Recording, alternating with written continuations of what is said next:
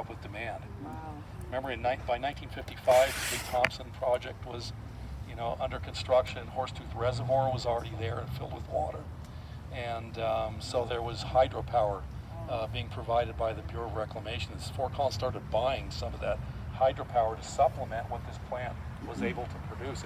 Now it wasn't able to produce enough to supply the whole area, so you have to start supplementing it from elsewhere. In 1966, the Platte River Municipal Power Association was founded. That became known as the Platte River Power Authority in '74, and it was formed to develop a new regional power plant. It was a joint effort of Fort Collins, Loveland, Estes Park, and Longmont. All right. 1968, Fort Collins City Council passes an ordinance requiring that all new subdivisions in the city had to have buried utilities. Something new. Right? Most communities weren't doing that yet. 68. Yes. Buried utilities in all new subdivisions. The first successful test had been made 20 years earlier in 1948 in an area called Circle Drive. The Circle Drive neighborhood. You probably know where that is.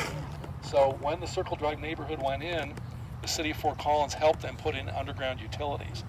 But they had to develop their own materials to do that. There weren't products on the market for burying electrical lines yet.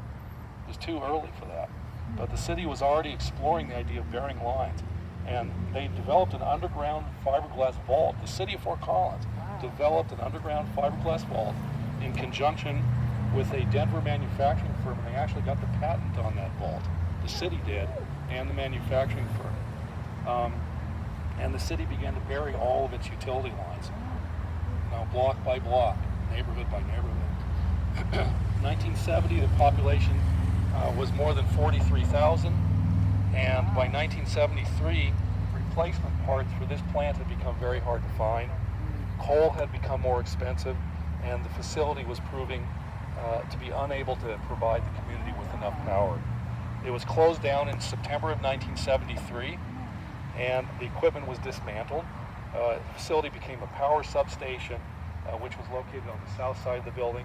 It became a warehouse, a training facility, and a visual arts center. Went through a series of uses.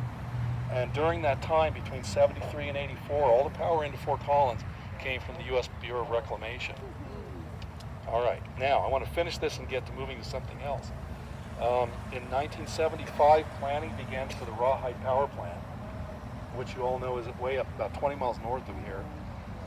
The Rawhide Power Plant was constructed between 80 and 84 and opened in March of 1984. This facility received historic designation from the city of Fort Collins in 1987. In 92, the CSU Engines and Energy Conversion Lab moved into the building, even though there was no heat in the building at the time. Well, I'm sure we'll be hearing more about the Engines Lab in a minute. And in 2014, this new addition was put on.